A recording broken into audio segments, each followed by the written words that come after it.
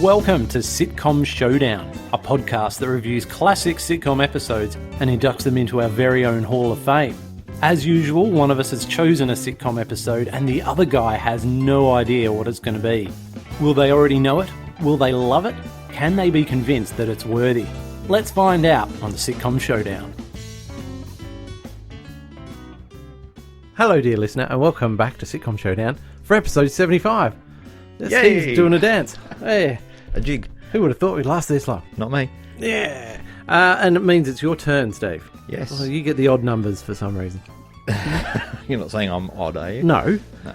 Okay, well, today I am nominating an episode of Space Force. Right. And it's an episode called It's Good to Be Back on the Moon.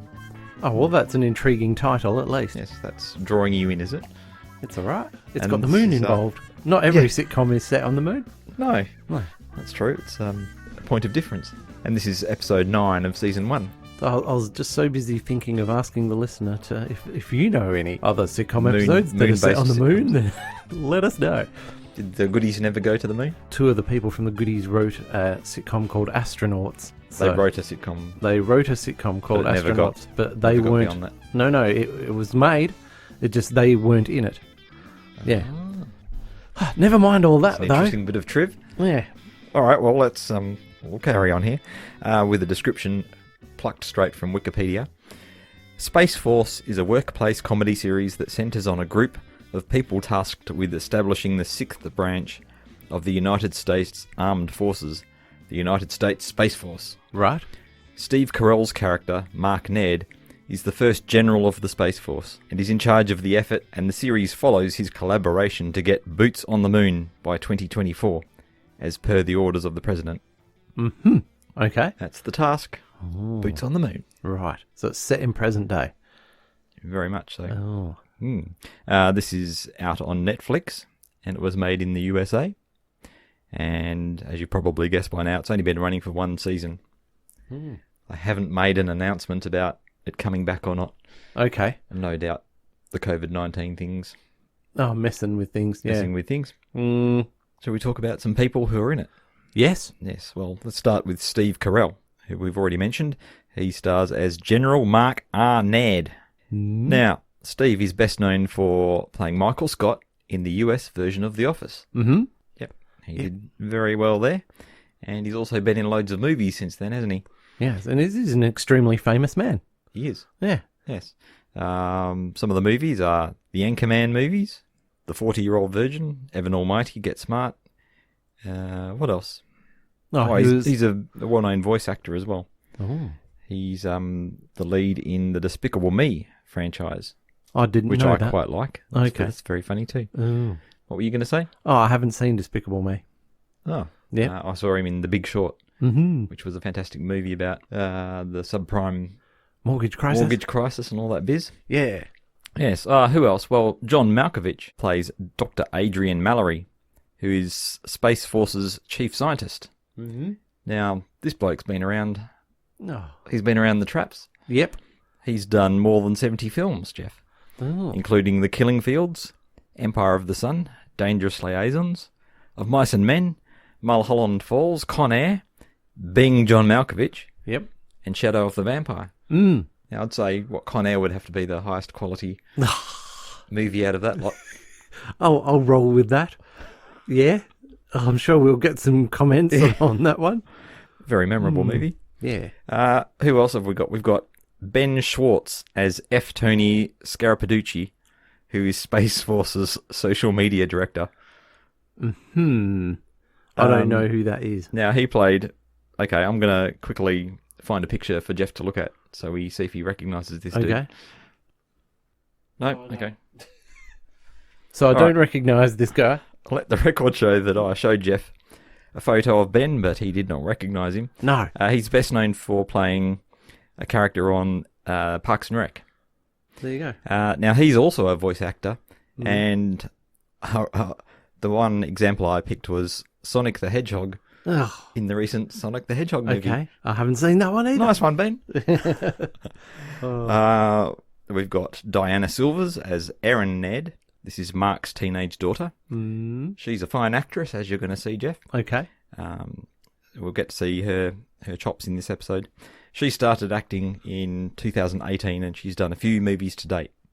Right.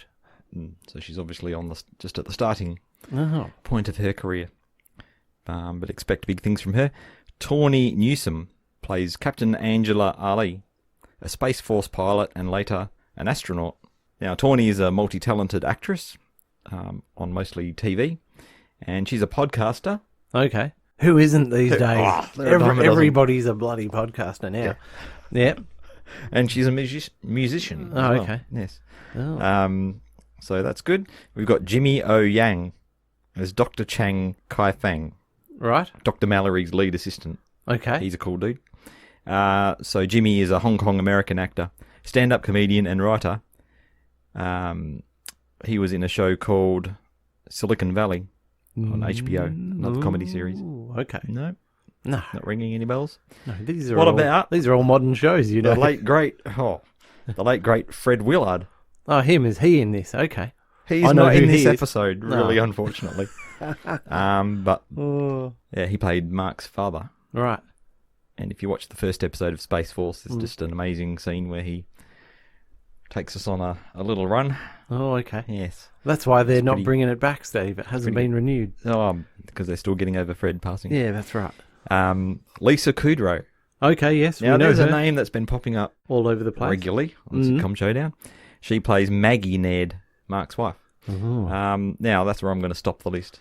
Okay. But there are Good, lots yes. of others. This is a 35-minute episode. Oh, that's rare. But this is the beauty of your streaming service, isn't it? That you can Yeah. have episodes whatever you like. Don't have to squeeze it around a bunch Schedule. of adverts or anything like that. Done right. Oh, excellent. It feels like you're getting bonus value, I feel. At least 5 minutes. Yeah. Potentially Oh. up to 13 minutes. And then if you're paying these people per episode without telling them how long an episode is, No. Oh, that's genius. then you just go, we're doing 80-minute episodes. We'll pay you $1 million an episode. Yeah. But it's a 10-hour-long episode. Yeah. That's genius. So we've established that you haven't watched this before. No, No. definitely not. Okay, cool. Well, We mentioned it. I retweeted a Sitcom Showdown-y thing, and then Steve Gerlach, friend of the show, friend of the show, said bagged it out big time. completely trashed Space Force. And also, he famously also trashed Astronauts, which is that show I was talking about earlier. Oh, no way. Yeah. Totally. But the only thing Steve likes He is spent the a whole goodies. episode completely destroying astronauts. Yeah, Has pretty he much. just got an aversion to anything science fiction based? yeah, Or? well, this is a good question I shall have to ask one day. Right, okay. All right, let's go and watch it, Jeff. Cool.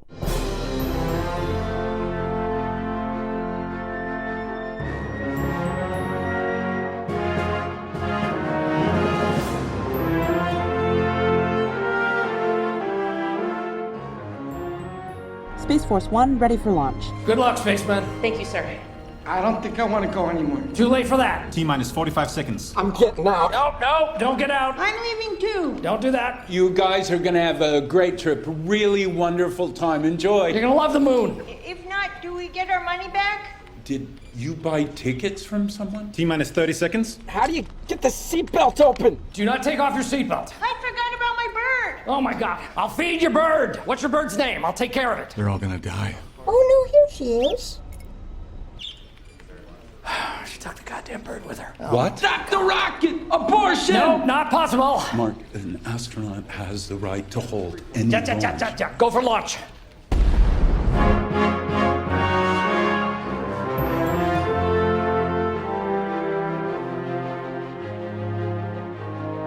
All right, well, we're back from watching that. That was very enjoyable. Before we get into the synopsis, a couple of things. All right. Did it seem to be a large amount of swearing in that episode? Yeah, I'd say they dropped somewhere between 10 and 20 F-bombs. Yeah, I wonder And whether... an S-word. Yeah. I wonder whether the Australian censorship people might have changed its rules because it's rated M, so... I don't know. Is it? Just interesting. Anyway, I also wanted to give you a small recap of a couple of things that happened in previous episodes. This program to get boots on the moon has been severely truncated. It's supposed to be a 4-year program, but they discovered in the previous episode or two that these other nations that they're in a race with have been kind of leapfrogging them in their efforts. So basically they got the order come through to get it done ASAP. So I think they're going to launch with about a week or a few days notice or something like that. So they've truly just thrown this together and are winging it. So it's definitely some corners are getting cut here, and we see some of that play out in this episode. Also, the other thing to note is that for some reason that we haven't found out yet, Maggie is, that's Mark's wife, she's been sentenced to jail for 40 years. Well, even murderers don't get 40 I know. years. What was this terrible felony that she committed that you would get 40 years for it? I don't know. They're just leaving that out there. That's why we need the second season, Jeff. We need to find out what she did. So at a recent visit, she suggested to him that they have an open marriage because that will give them the opportunity to have some companionship and whatnot. Rather than be alone until the day they die. Yeah, during the next 40 years. Yeah. That is a very good episode, a very interesting episode, the one where they do cover that. But we're not talking about that now. We're talking about this episode, which plays out over the course of about 42 hours. Yeah. If you're interested. We start off with a press conference where Tony is wrangling some reporters and who are a little bit interested in the fact that this 4-year program became a 4-day program. Yeah. And Mark, however, is doing a fine job of putting a positive spin on everything. Is it General Mark? General Mark? General Mark Ned. Okay. Yes. This is, I've got to try and drill his name into General Mark Ned, whatever. Yeah. Mark W. and Ned. Mark whatever Ned. Anyway, I don't know if you noticed, Jeff, but Dr. Mallory is looking very nervous through this press conference. Mm-hmm. He can't make eye contact with the cameras or anything like that. He's just fidgeting and looking down and looking this way and that way. This is John Malkovitch, the science dude. Yep. That's and him. What's his name again, rather than John Malkovich, the science dude? Dr. Adrian Mallory. Dr. Adrian. The duck. Okay. That'll come up later, I'm sure. Yes. So the conference gets shut down by Tony and they move outside into this wide open space where you can see stuff going on behind, and Dr. Mallory freaks out a little bit on the general. His whole career hangs in the balance of what's going to happen in the next 36 hours. Yeah, so he's absolutely freaking. Mark, however, doesn't take the whole thing he's not too stressed about, is he? No. He says, I'll land on my feet, whatever happens. No, you won't. You don't seem to understand, do you? No. It's game over for you if this goes badly. So they split up after this discussion, and Mark casts a glance in the direction of Kelly King, structural engineer and civil contractor. Yes? Yep. I just want you to note that. We move to a scene where Captain Ali is checking on things in the dressing room.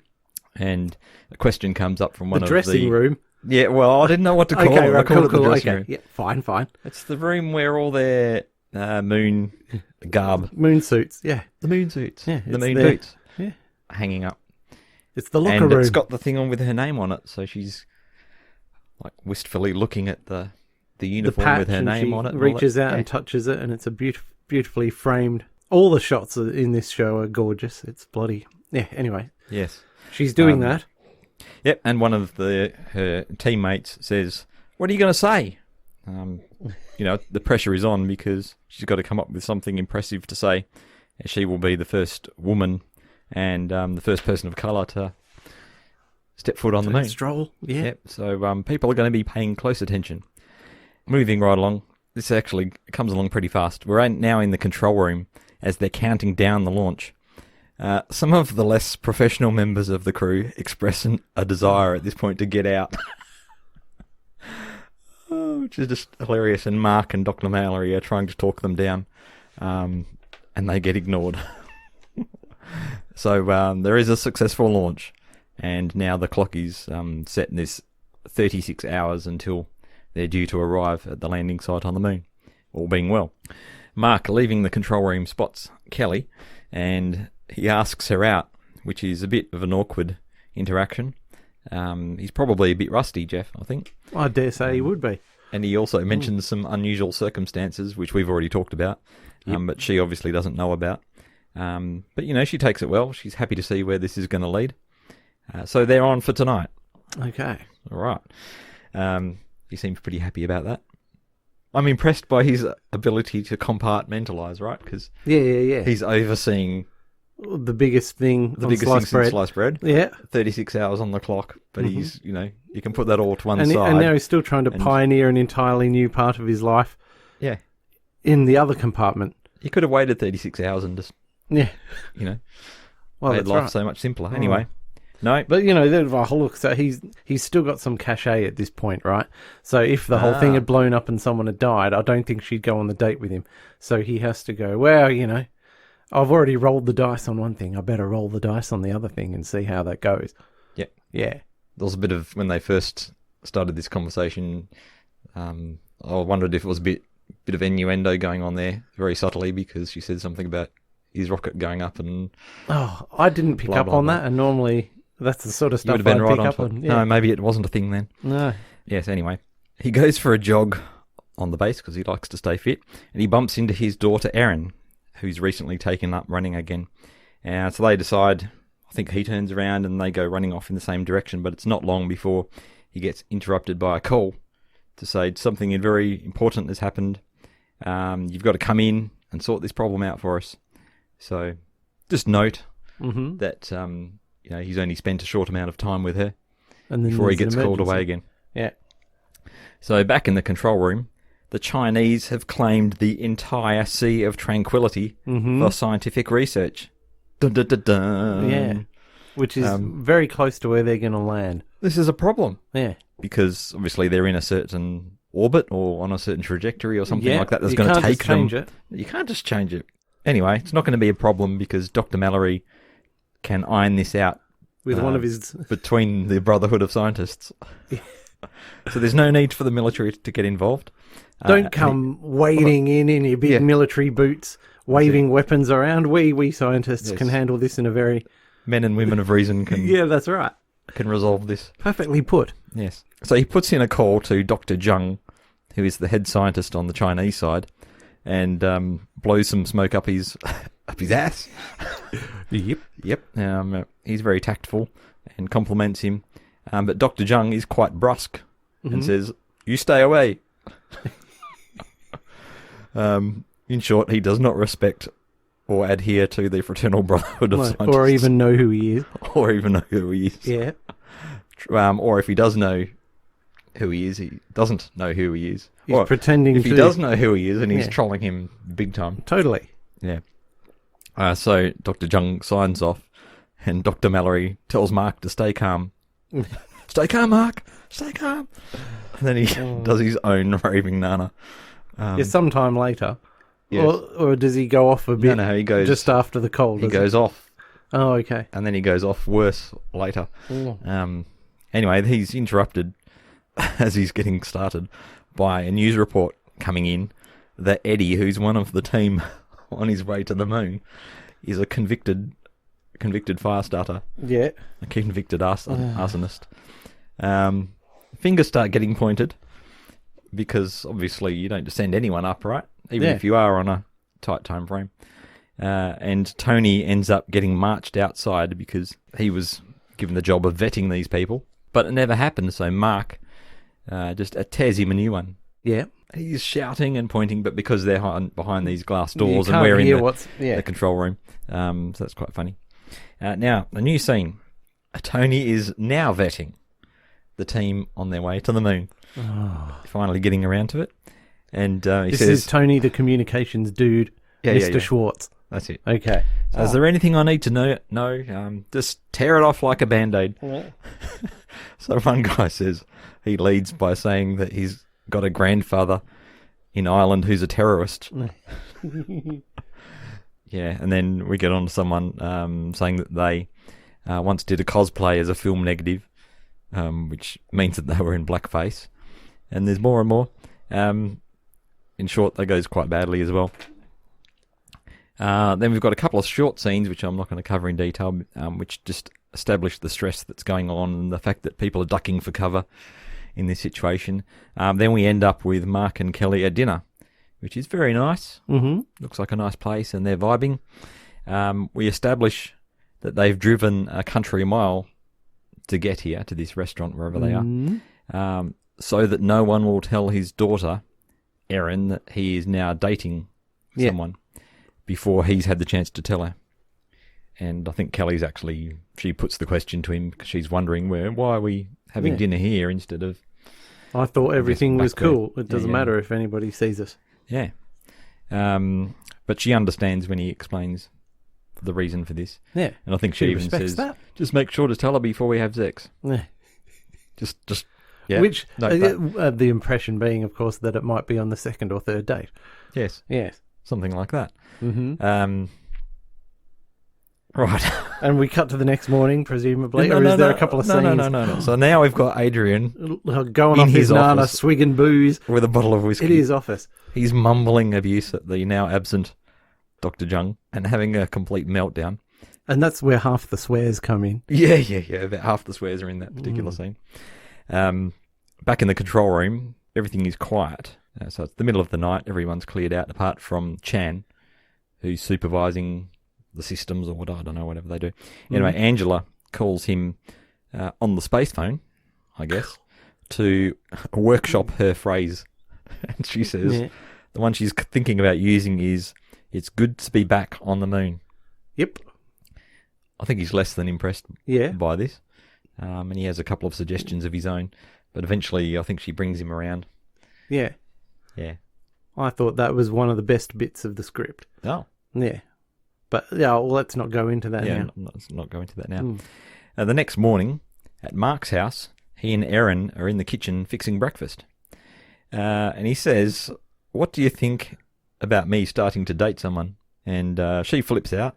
Oh, totally. And because, she's very behind the eight ball in everything that's going on with Mark and his wife, she says, no, I definitely do not want you to date someone. And right as she concludes that sentence, Kelly comes around the corner to say good morning and goodbye. And she's all smiling and happy. It could not have gone worse, in other words. No. It's a complete disaster. The worst possible timing.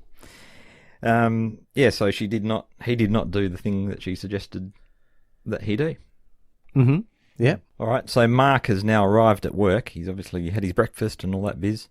And everyone is now back in the control room because it's morning, they're all on duty. And Dr. Mallory is just losing it. Like, he's obviously been up all night. He's been on the booze.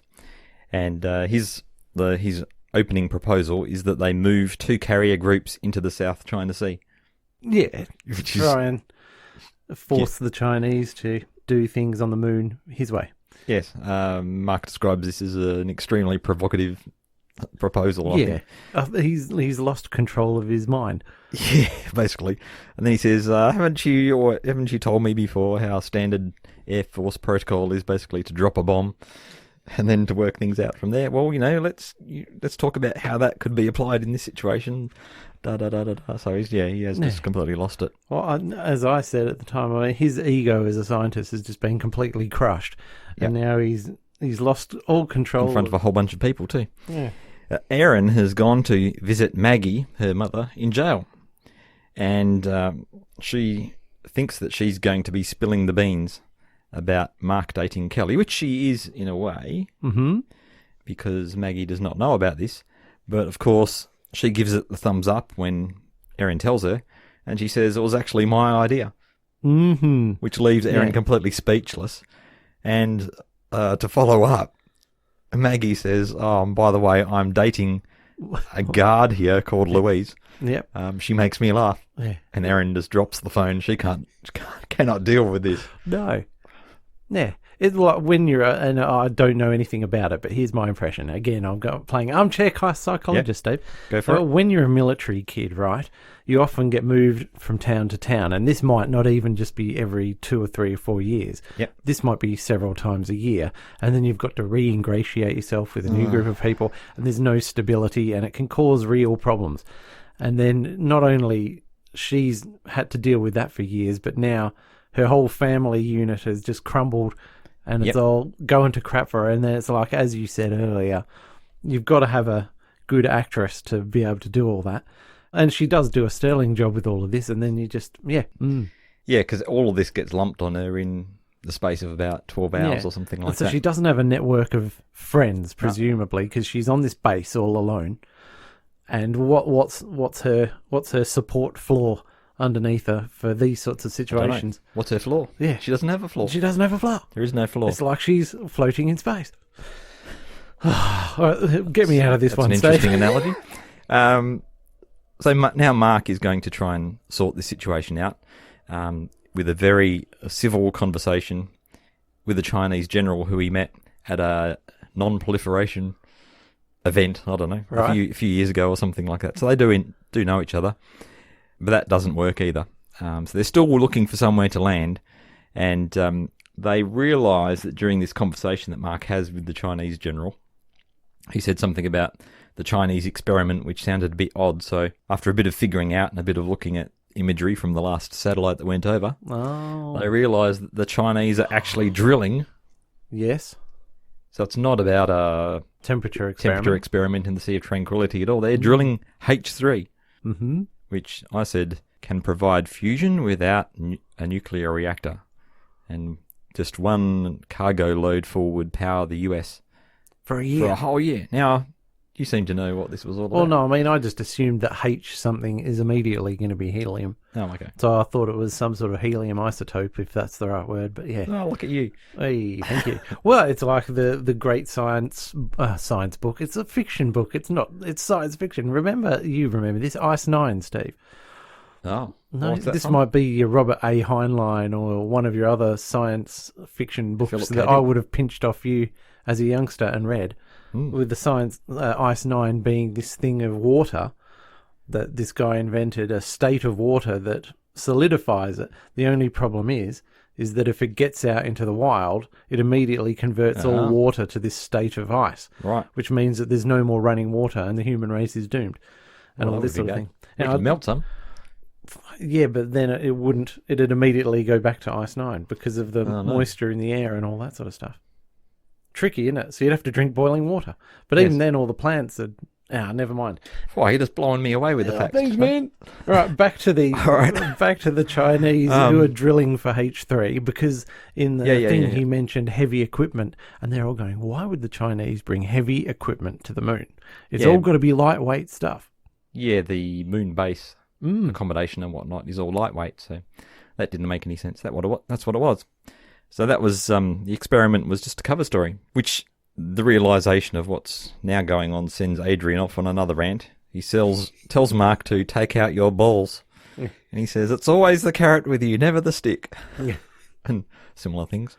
Erin has, meanwhile, got back to the base, and she's waiting, like pacing in that foyer area outside the control room. Which we can see through the glass panels.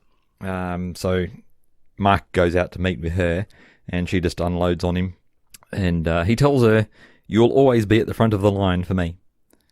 And basically, she gets out her phone, and without him seeing what she's doing, she sets the timer on her phone. And it's 40 seconds before he tries to go back fob to her off and go back to sort out what he needs to sort out. So she's not very happy. No. Yep, she's got no floor. No one will give her more than 40 seconds. Yeah. But he returns to the control room and he's made a decision. He tells the crew to go ahead and land on the planned site, which is going to put them in conflict with the Chinese, of course. Yeah, so... Angela is told to go for a moonwalk soon after they touch down. I think she might have been trying to... Well, she wasn't keen, was she? No. She thought maybe you just spend a week setting everything up, checking a few things, and then maybe go out for this walk. But no, he's not having any of that, so off she goes. And she comes out with, it's good to be black on the moon. Yes, rather than her original. Yes. Which is a beautiful parallel to, the original moon landing speech, having got that wrong. But yes, it's the kind of slip of the tongue that anyone could have. Yeah. So everyone's a bit stunned and underwhelmed by this.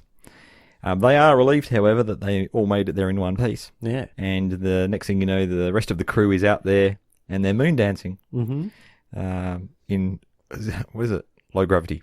So they're bouncing around and that sort of thing.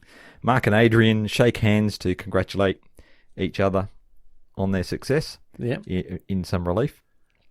And it's good to see that Mark does not hold anything against Adrian for his behaviour in the last 36 hours. But just after this happens, he notices something that's happening on another monitor, and this monitor is trained on the flag which was set in the lunar surface where Apollo 11 landed, right? So this is an iconic piece of American history. And you see a Chinese moon rover come in from out of shot and run this flag over. Down. And then they reverse up and run it over again. Yeah. So we leave on a nice... And this is after the Chinese scientist chappie was saying, well, we don't even know if you ever landed on the moon. They did know. Yeah. He was just being naughty. I think Mark says something like, oh, they should have just called me if they were upset or something like that. And there we are. 35 minutes. What would you like to talk about now? I don't know.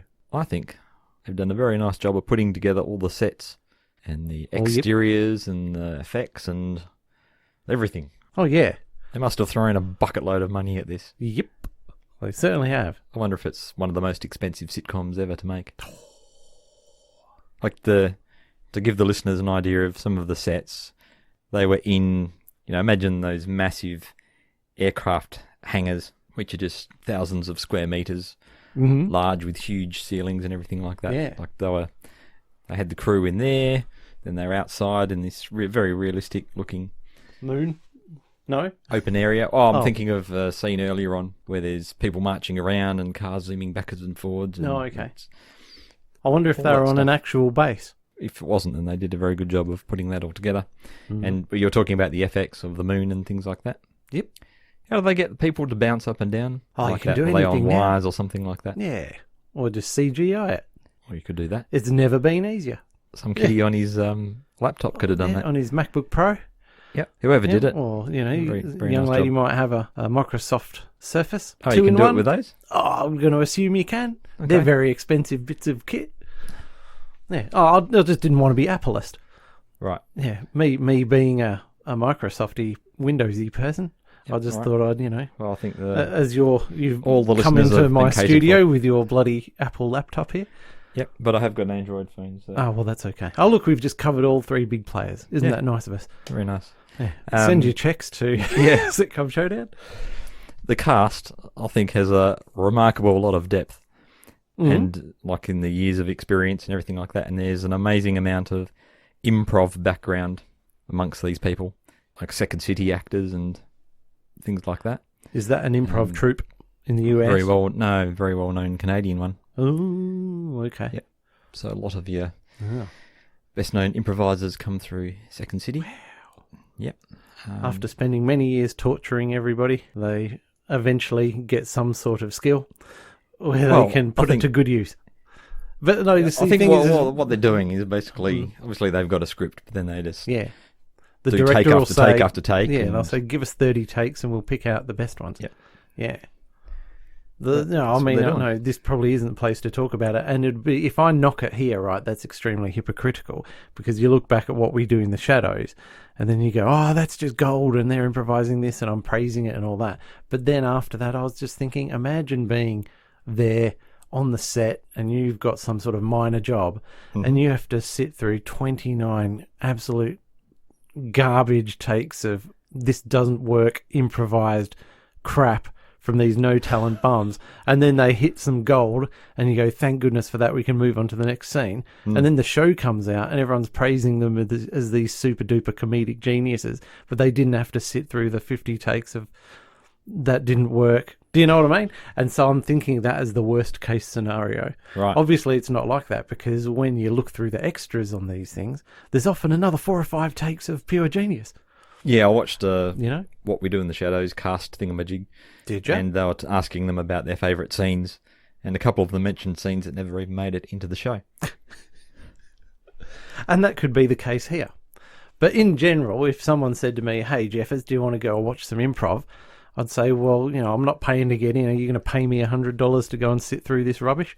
Because I've seen improv in real life. You just need to watch one of the Christopher Guest movies if you want improv. Oh, wow. Yeah. You need an extremely talented cast. Yeah, no offence to any improvers out there, but take a good look in the mirror, I say. Okay, what else have we got, Steve? Yeah, no, you're right. The cast are great, and there's some... Yep. And it's sumptuously shot. I also like the plot because it nicely balances a bunch of different things, like comedy. We've got a thriller thing going on with international tensions sort of, and spy kind of stuff and all sorts going on and there. then you've got the personal... We've got drama and personal conflict. Yep. Yep, it's all there. With the family and all that. It's all in there. And they balance it well. I like that the characters are flawed. So Mark handles the stress of work well, but then he obviously gets carried away with the date with Kelly and flubs the family stuff, as he had already indicated that he did not want to do. Yep. Yes. And talking about teenagers' feelings, Erin's world is falling apart. She's got no flaw, but she's also got no regard for the fact that her dad is dealing with the life and death situation next door. Yeah. This is exactly right. And so she's bluntly equating quantity with quality. Oh. So there's no quarter given to the context of there could be a big international conflict here hinging on what her dad does, and he's taken valuable time out of that to emotionally support her, which he is, and 40 seconds is a great big deal, but to her 40 seconds is just 40 seconds. Yeah. So you know, I do like the fact they had that scene earlier on where they go running, and it's only like another 40 seconds of running together before he gets called away. So I think they did a good job of setting that up. Oh yeah, she's got a great point, but it's not everything. Anyway, never mind. I like that Angela muffs her quote, which wasn't too flash to start with. No, that's right. So there's all sorts of character flaws and mishaps along the way. Yeah, all the characters are drawn very well. I'm going to have some concluding thoughts about Dr. Mallory, but is there anything else you wanted to say? What about characters? Yeah, it's characters. Steve Carell, right? And I'm not going to phrase this particularly well because I haven't got it articulated the way I want. But I'm looking at Steve Carell do his thing, and I'm going, he's just doing it beautifully. He's acting his socks off, and he's got these great facial expressions, and he's making you feel what he needs to make you feel, and he's doing everything right.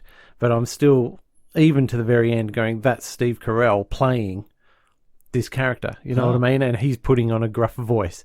And then I'm thinking it's an odd feeling to see an actor doing what is on paper technically an absolutely top-rate job, but then at the same time, if the whole point is to make you believe he's playing this character, then he's failing.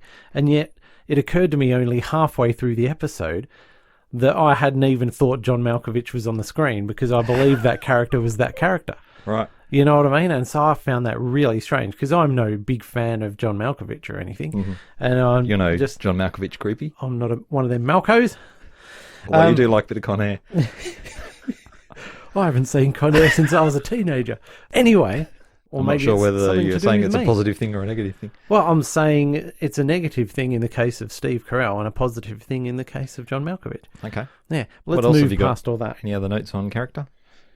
Well, this conversation between Captain Ali and Chan there, it's like, that's just brilliant. And he was acting his socks off as well. Jimmy Yang. Yeah. Like the whole cast are incredibly good. But yeah, I mean, that just stuck out that he did so much with so little. And so Captain Ali would say her part of the conversation and they're showing his reaction shots and all that sort of stuff. And he was really, really good. And it was a nice moment of humour, but it was all very serious as well. They were very good as far as that goes. I did find myself wondering how they shot those scenes where you're looking, they're speaking to the screen from the control room as if they're looking at the person who's on the moon mission in the spaceship or whatever, whether they had someone speaking to them live. Off-screen sort of thing. Off-screen or something like that, and they were reacting to that. Or how as they were filming it, you mean? Because they used it a lot through this episode. And now you've just made me think that shouldn't there be a delay with a lot of the stuff? All those conversations were seamless. Oh, come on, this is Space Force, Jeff. Yes, I know, but it's still present day. On the bleeding edge of technology. That they hastily cobbled together. They don't use Microsoft 4 days Teams. ago. Come on. I've got gags. What have you got? Well, as usual, I've got rants. Oh, okay. But that's all right. Do you want to have a bit more of a rant? Well, why not? Look, so I've got... I noticed as I was taking all my lovely notes here, I'm going, this looks great. And it does. It looks bloody great. Yep. And then I'm going, Steve Carell's a great actor. And then I'm doing this. I'm going, John Malkovich is great. And then I'm going, I'm saying the word great a lot. Yep. Instead of... And I'm taking this as a bad sign. Get your thesaurus out. Yeah, exactly. There should be, when something really hits you quite effectively, you can normally put your finger on what it is about it that's hitting you. And you can say, that's a insert whatever descriptor you like here sort of performance. But if you're saying everything's great, and again, it comes down to like what I was saying about Steve Carell, is I'm looking at everything, I'm going, that's just great. But it's not... There's some sort of missing... You're looking for the X factor. X factor. So that was just an observation I was making. So if we're going to go on to gags, I'm going to beat you to the punch with one of these. The classic line, which I think I'll have to use in my real life from now on, is sometimes the best de-escalation is an escalation. That's what all the sports people say, according to Dr. Mallory. That's right. He's never watched a second of game sport. No. And he's not real good on military strategy either, is he? No, not terribly. Was either of those on your list? No. Oh, really? No, I've just got a long list of other things. Okay. So, as I alluded to previously, they put this whole mission together fairly quickly, and they did, to give them the credit, when they were filling in the gaps in the team, because you need people to construct. You need construction people as well as people who are going to fly your spacecraft and blah, blah, blah, blah, blah. So they had a list of these people who would deal with the construction, and they're like the top of the wazza in the US or something like that. In their own fields. And they were working through this list with job interviews over the phone, and they couldn't get anyone on short notice. They were rejecting the offers or the work for whatever reason. Oh, so the people who were top of the wazza were saying, I've committed to this project I'm in the middle of. Yeah, so they worked their way through this list of all the best people. Oh. And eventually they end up getting the local yellow pages out, right? They did not. They did. They did not. So a couple of these people who are on the team are just local people they pulled off the street. No, they just got cold Jim's mowing. Gave them 2 days training and said, right, you're going to the moon. Yeah. This is terrible. See, this is what I think you need to know before going in. Yeah. So at the press conference, when he's questioned about this, Mark says, we've got very talented tradesmen on this team. Yeah. If you think about it, they've been training for this their whole lives. That's it. They've been, fixing toilets. Oh my goodness. Doing the wiring needs to be done.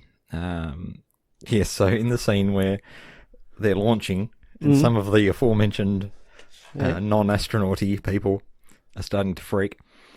One of them saying, how do I get my belt off? I want to get out. And Dr. Mallory says, you're going to love the moon. Yeah. And this lady says, if not, do we get our money back? Yeah, but they follow that up with... Did you buy tickets from someone? Did you buy tickets from someone? Yeah. She says, I forgot about my bird, her pet bird. Yeah. And Mark says, I'll feed your bird. What's its name? Yeah, he's trying to de-escalate everything. That's it. She goes, oh no, here she is. And Mark says, she took the goddamn bird. There's no way the bird would have been let through. This thing's about to be launching, and we've got a canary, which is going to die. What are the G-forces of launch? Look at that, and the oxygen. Anyway, I know. Yeah, it doesn't. Actually, you take a canary into a coal mine. Why not take it to the moon? That'd be the. No, I mean, you'd notice when the oxygen was. Yeah, exactly. You're on the same page. That's good. And then this other guy says, "Stop the rocket! Abortion!" Yeah.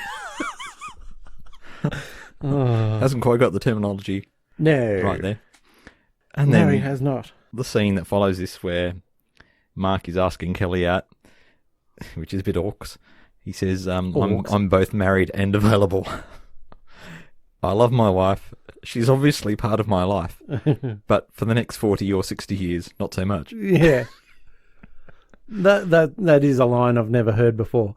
Well, so it doesn't give come it up credit in for everyday that. conversation. No, does it doesn't. No. Definitely not. It's a unique line in the history of sitcoms. Yes. Dr. Mallory, at the start of this conversation with Dr. Jung, back when it showed so much promise, he was complimenting Dr. Jung on his well-known study of the enzymes which enable digestion of human hair. How's he even working on space stuff, this guy? He can do it all. Oh, okay. They're all rounders, the Chinese, Jeff. Oh, okay. Good-o. And Dr. Jung gets Dr. Mallory's name confused, as you've already said. Mallard? Like the duck? Is that a duck? Oh. You confuse me with a duck. I'm going to F you out. Yeah, he was very insulted by that. Yeah. Yes. Dr. Jung keeps harping on about how the Chinese are the first, And Yeah. Dr. Mallory goes, did news of something called the Apollo missions reach you there in China? Yeah. Which is when he goes, oh, we think you might have made that up. Yeah. You say you went there, but there's no evidence. It could have been a green screen. Yeah. Yeah. Which we then find out isn't the case. No, it's not. It was totally legit. Then when Mark decides he's going to try his counterpart in China, he says to Brad, get General whatever his name is on the phone. And Brad goes, what's the country code for China?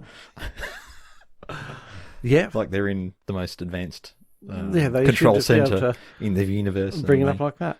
But two or three people then yelled out 86. Well. That's Dr. Mallory. He goes, 86! So he's just losing his mind at that point. So 86 something is to get rid of it. Is it? Yeah.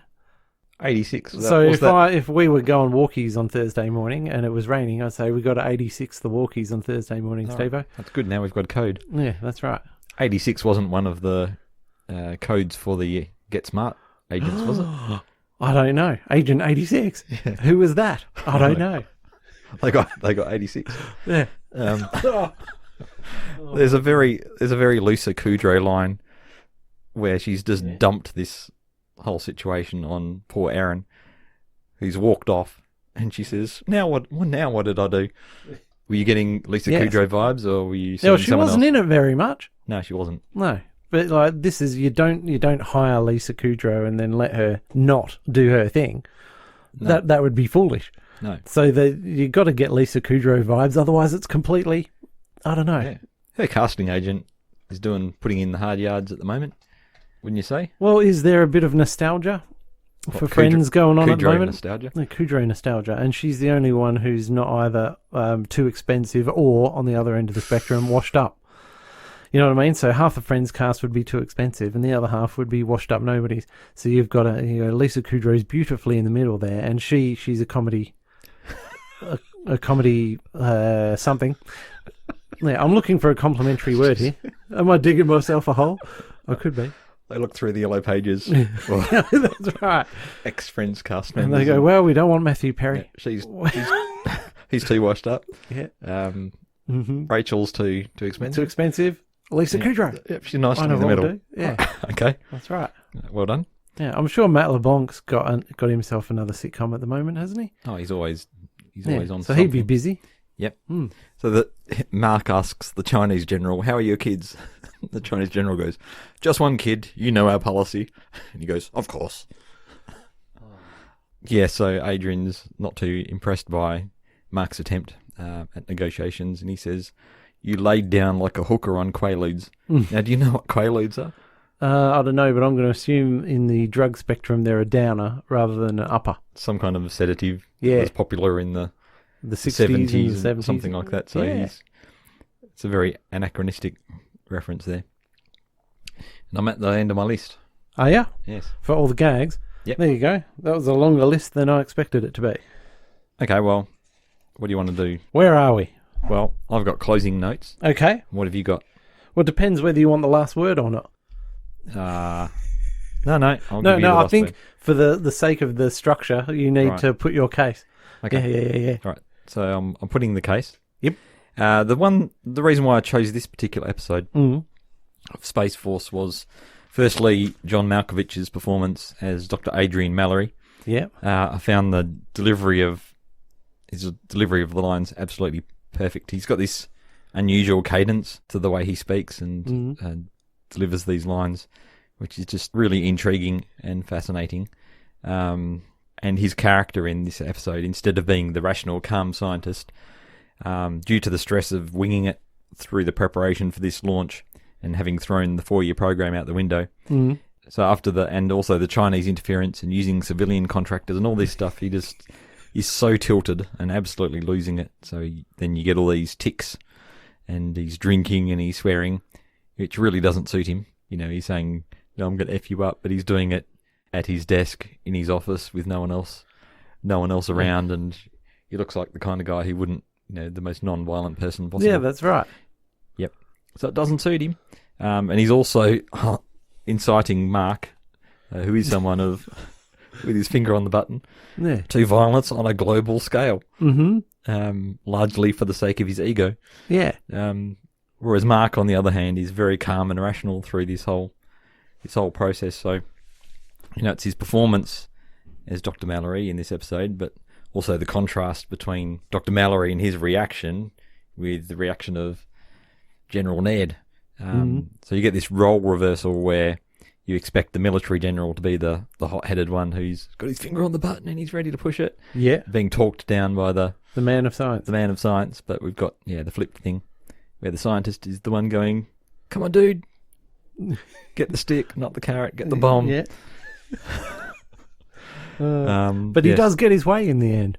He does get his way. Yeah. The dock. Well, they go ahead and land in the... Oh, they stuck to the plan. Planned spot. They didn't drop any bombs. No. But that was just... They didn't send a couple of destroyers over the South China Sea or anything. There's no carrier. Okay, then no, you're right. He didn't get his way. Yeah. Yes. So it was a measured response. Right. Yes. Calm minds prevailed and all that. Yeah. Yeah, so that's why I like this so much.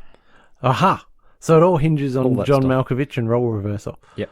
Wow. Yeah, cool. I've just taken on board everything you've said, Steve-o. Right. Yeah. So it's not In like the I notes had you no wrote influence. 5 minutes No, you saw me scribbling away. If listeners listen back carefully, they'll probably hear me writing stuff on the thing like this. There you go. All right, yeah. So as I was saying before, it's the tension is real, right? And so I find that when you've got a countdown for anything, that automatically ramps it up. It doesn't matter what it is. So there's a hint for screenwriters, even though I've never written anything, is that if things are plodding along a bit, just add some sort of countdown. Nice. And they've got two in this one. So you've got the countdown, and then you've got the landing countdown, so to speak. And there's all this beautiful tense stuff going on. It's really cool. I quite liked that. I mean, like, quite often you and me are looking at a sitcom, and then one of the criticisms will be, well, there's no stakes. Mm-hmm. But here, there's tons and tons and tons of stakes on all sorts of levels. Yep. There was one in the restaurant scene. Right, you're getting points off for that. That's terrible. It's true, but it's terrible. No, but yes, I know you know perfectly well what I'm talking about. Now, as I've said before, the acting is top shelf. The visuals are incredible. Even the music is really good. When Captain Ali was going down the ladder, they always say, though, don't they, that if you notice the music, then it's not doing its job. And I did notice the music there, but all that did was bring into sharp relief that I hadn't noticed the music in the rest of it, and it was really good. Okay. Yes, and it's all beautifully crafted. So when I was watching the show, I didn't go, oh yes, they're hitting this beat on the script, and then they're hitting this beat, and then they've layered it together like this. But as you were describing it during the synopsis, it laid out to me how sequential it is. But then there's two ways you can take that, Steve. You can take that as, okay, you've got a bunch of extremely good writers who have laid out this perfect thing, and it works well on screen. But then if you wanted to, you could also see it the other way and just go, okay, they've applied the formula, and so it's formulaic. I don't know. I'm not arguing it's formulaic, right? It might come across that way as I'm reading through the synopsis, but then there's scenes like the 2-minute shot of them bouncing around on the moon to Fly Me to the Moon. I don't know which version of it is, but I mean, that's a bit whimsical. Yeah. And they dedicated a fair bit of time to throwing that in. Yeah. So it's not just... Well, this was I get the feeling it's not just cold, hard, calculated. There's a bit of whimsy. Oh no, and see Training then, as well. and I won't go into why it was such a great scene, but the scene between Captain Ali and Chan, and that whole conversation about what she's going to say when she gets there, that's just like one of the most beautifully balanced, well-written scenes in the whole thing. But what I'm saying is, with all of these showering it with compliments, right, is that I would definitely classify this as, even though they don't, a drama. This is a drama. This is not a sitcom. Oh. This is a funny drama. Is it even a sitcom? I know the length tells you it's a sitcom, and there's some gags in it. But ultimately, this is where it falls down for me. Is it a sitcom? I know we've called more questionable things sitcoms over the past 74 episodes. Penguins of Madagascar? Yeah, Penguins of Madagascar for one. And Quacks. Is Quacks a sitcom? I'd say Quacks is even more dramatic than this one. This is what I'm saying. So there's so much to like here. But yes, it was missing an X factor for me. So it's a beautifully crafted bit of gear. Now here's where it all hinges, Steve, and I swear I'm wrapping up. When are you going to get off the fence here? Yeah, I am. Right, so it's getting 4 out of 5, right, for all the stuff. All right. And this is the last concept I'm going to raise. What will put it in the Hall of Fame, right, and earn it the 5th star is something I don't have access to. And this is why I believe you believe in this so much, is that all the groundwork they've done for the 9 or 8 episodes before this, you have to have watched. The impact it's not having on me, it's having that impact on you because you've watched these previous episodes. And I think that's why you had to inject those little pre-synopsis things of this is what has led up to this sort of thing. And I believe that if I'd watched all 8 episodes and then watched this, I'd be saying, yep, that goes in the Hall of Fame. Yep. So, given all the other qualities of the thing that I've been praising and taking it on faith that if I'd watched the other 8, I'd definitely be putting this in. I'm going to put it in. But I did want my chance to go rant about all these various things. Does that all sound fair? Yes, all right. All right, cool. This is why I never bring in... perfect good, bad, good sandwich. Oh, that's right. I don't bring it... I've told you many times about trial and error. Yes. Never watched it. No, and I don't think I'll ever bring it in because episodes 4 and 5 are so hilarious, but you have to have watched all the episodes before that. Yep, and that's the John Lithgow one. The John Lithgow one. To have your socks blown off. Because it is pure comedy genius, but you can't just bring that one episode in and say, here you go. And I think that's what you've done here. Sorry about all that, and sorry to the listener because that really was a... Oh, I'm going to have to edit the something out of this. But we got there in the end. All right. What are we doing Why next do I month? feel worse after having said all that? Yes, next month. We were about to bring up next month, were you? Do we have a plan? Yeah, the plan is we're doing actors. Oh, actors. Okay. Yeah, isn't that the plan? Have you not chosen your actor, Steve? No. Oh. Yes, all right. Well, I'll get on to that. And shall we just sign off? Yep. By saying thank you for joining us, listeners. Mm-hmm. And we'll see you in a fortnight to talk about an actor or an actress. Yep. See you soon. Bye. Ta-ta. Bye. Join us next time on Sitcom Showdown when we'll be putting another 5-star episode under the microscope. And in the meantime, you can contact us with feedback on Facebook, Twitter @Sitcom Showdown, or by email sitcomshowdown@gmail.com.